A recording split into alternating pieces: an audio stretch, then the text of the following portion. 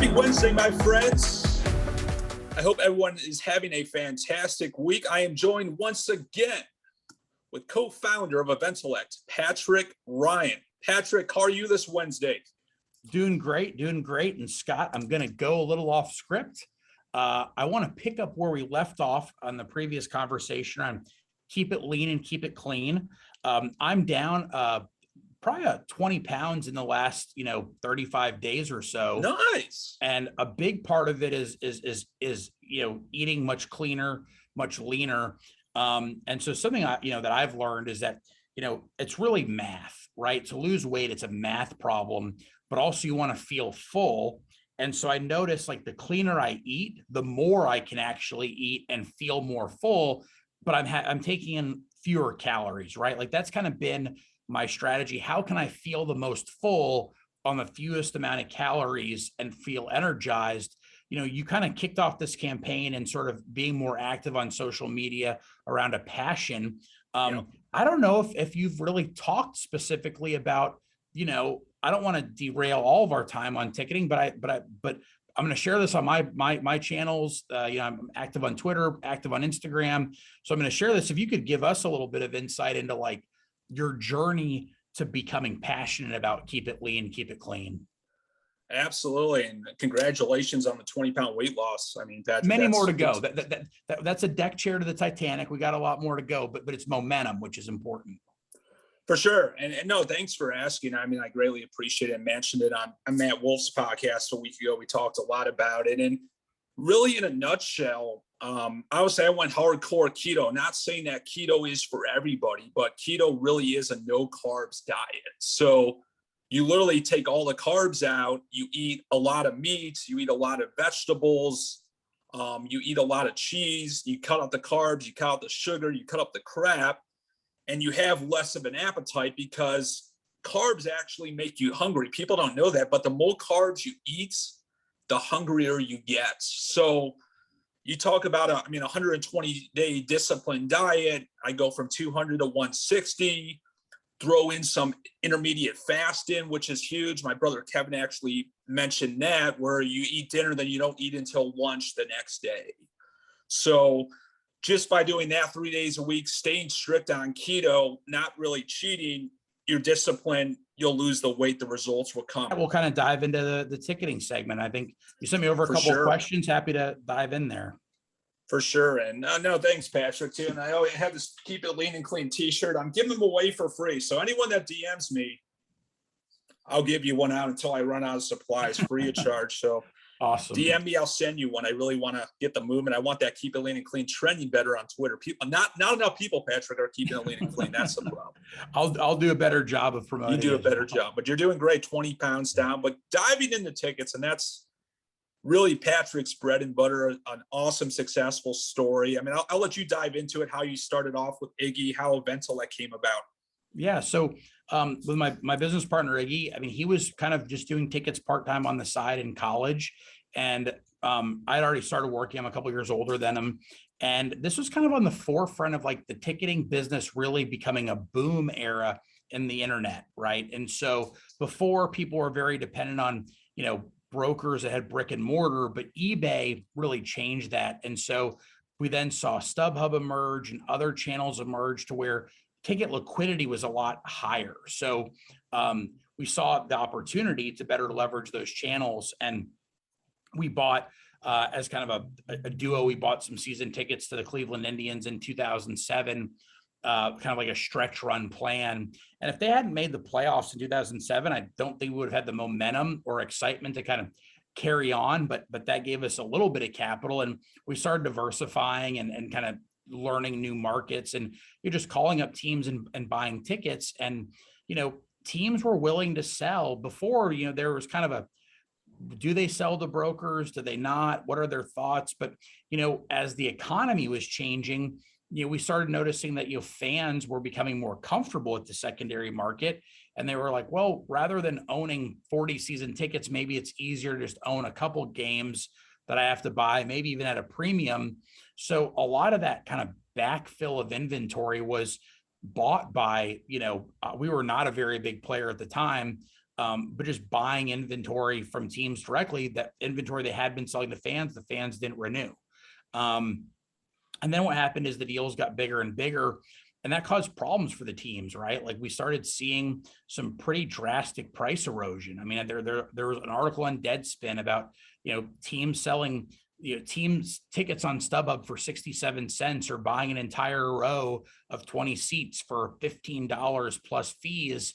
That made it that much harder to sell season tickets because the value proposition was eroding for owning season tickets, and teams really wanted a solution. And that's when, we were not the pioneers in this, but we were definitely early in the movement of working with teams to help them, have a little bit tighter controls around their inventory. And the analogy I like to make is like, look, if Scott, if you and I opened up a men's fitness store and we were selling apparel in it, we can't just call Ray-Ban and start selling Ray-Bans. Right. Most big brands do not have unlicensed people selling their merchandise.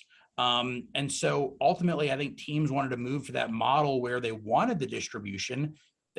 Ray-Bans wants to have their sunglasses in stores, but they don't want their sunglasses being sold for 10 cents on the dollar as a way to get people into your store, right? They want there to be some kind of brand standards. And obviously, that means different things to different teams, but just creating a much more stable environment, an environment where like constantly undercutting is not a value proposition, right? I think that so many fans wait to buy their tickets till later in the sales cycle. By the time they're looking, if 20 different brokers own very similar inventory, that price gets eroded very quickly.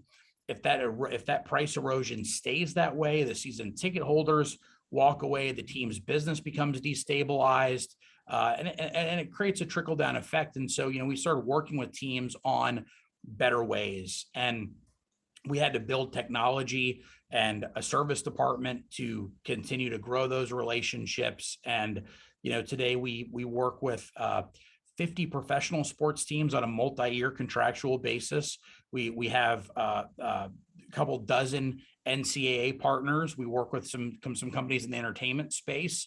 And so the goal really is helping these brands and these teams have a much more unified approach to ticketing and a much more consistent approach to distribution and pricing.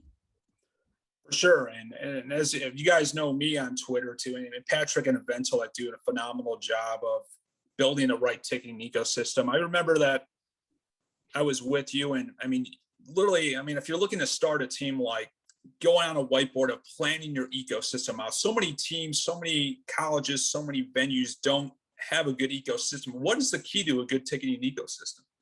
Well, so I think understanding what ticket is best sold where. And I think that's not just about what website by any means. It's about what tickets are most efficiently sold by group sales department, what types of locations and plans make sense for many plans, and then what types of packages the small businesses and premium buyers want. So I think that one of the bigger problems is a bit too much of a shotgun approach of trying to sell every seat is available to every customer type and every plan type. And then that just creates a lot of confusion, and it's hard to build real marketing and sales strategies around that.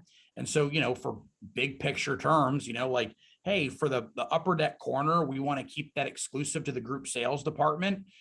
That makes it easier for the group sales department to sell something that isn't online that can be easily price compared to. Likewise, then maybe the upper level, behind home plate is exclusive to the partner that the team is designated as the partner.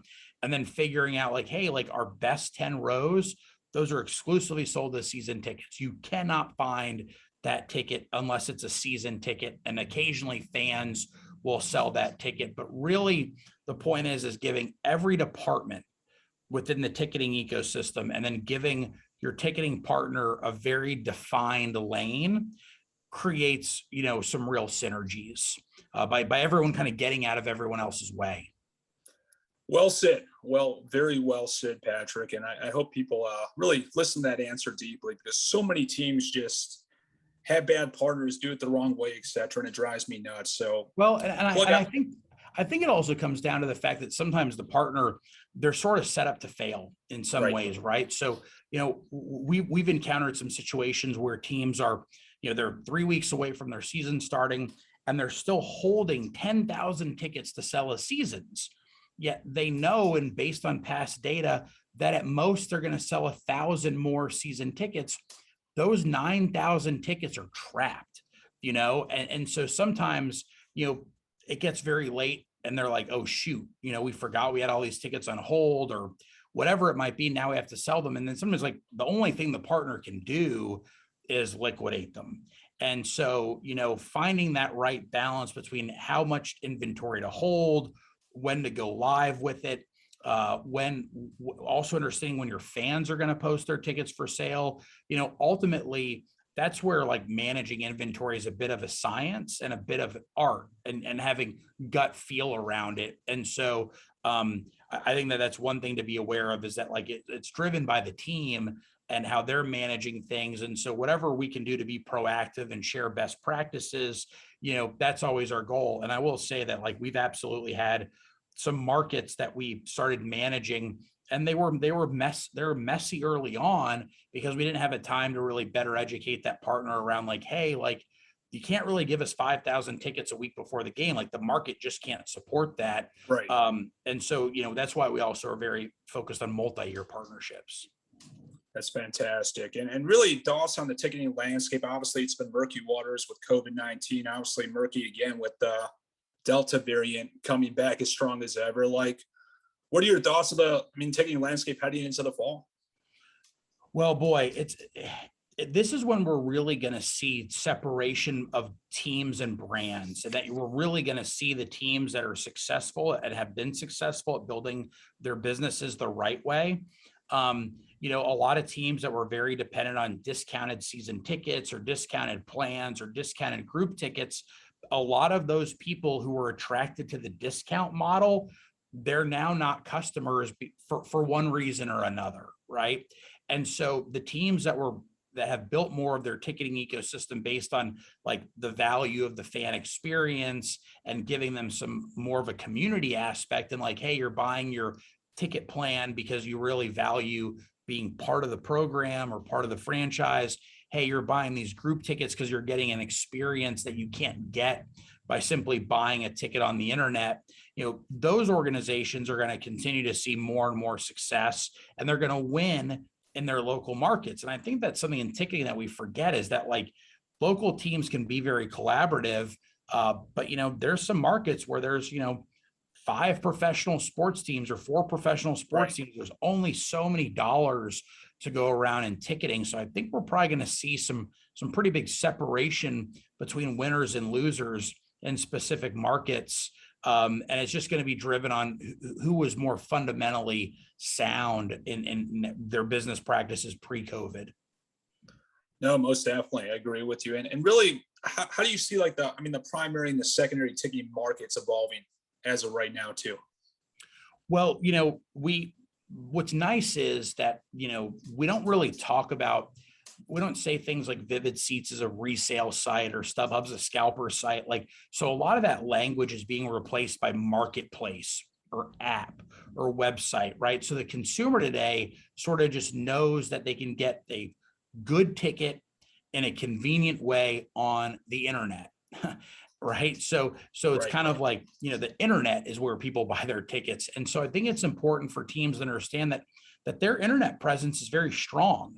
And so, they have social media followings. They own the rights and trademarks to the brand and pictures of the players. So I think that we're going to start seeing a little bit of a renaissance in the primary market. Because the marketplaces don't have that same built-in audience, and they don't have the same rights to trademarks and content. I think that, like, building on my previous point, some of the teams that really know how to leverage those assets and make very cool promotions around that content, they're going to win customers. And I think the way the marketplaces answer that is going deep into their data. and really building profiles about their specific customers and doing a much better job of making suggestions for what, a customer might want. I think sometimes we feel like the marketplaces are just waiting for people to come to them. The marketplace have lots of very valuable data. And so I think that we're going to see, the marketplaces kind of respond by using that information to make more targeted offers. So I think we're going to see a nice little pivot to the teams getting more business by using their content. And then we're going to see the marketplaces try to win business back by using just highly tailored approaches. And that's a perfect leeway to my last question. I mean, how important is good data in making decisions on how to price tickets? Oh man. Well, in some ways, I think data is worthless. If you go to a Las Vegas roulette wheel, the last series of numbers does not dictate the future Right. number that is coming up. But it gives you a sense of like bandwidth. It gives you like a sense of range or scale, right? Like I think sometimes teams that are like on the ascension, they don't realize that actually sometimes that's when your tickets are the hottest, right? Because like they were so used to being a low demand product that they don't realize that sort of first sprint out of the gate of being hot is sometimes the hottest they get. And they don't know that because they don't have like historical context. Likewise, sometimes the times tickets are the coldest is when a team has been good for so long. And then as they start to slide down and their prices are still high, they take for granted how people are like, oh, I've been getting taxed for a while. So where I think data is important is understanding how quickly you need to course correct and how drastically you might need to course correct. And I think there's a lot of firms, I'm very proud of Eventellect's ability to service teams and access the data we have. But I think there's a lot of space for various players to provide insights to help, the entire industry get smarter. Most definitely. And Patrick, thank you so much for joining us. Make sure you check out the card segment that we released on Monday if you didn't watch that. And I'm going to have Tony Knopp, CEO of Ticket Manager, on next week. So tune in. And Patrick, I'll let you say the tagline one more time before we head out. Keep it lean. Hang on a second, Scott. I want to make sure this is keep it lean and clean, or is it keep it lean and clean? Keep it lean and clean. Keep it lean and clean. Keep it lean and clean. Because it could go the other way too. Keep it clean and lean. We might use that one. Maybe like on opposite day or something. But anyway, I kind of like too. You mentioned this too a few months back. Lean and clean. It's a little smaller. It's not as long. We might brand that. Yeah, we'll see. There you go. Well, thanks for having me on, Scott. Thanks, Patrick.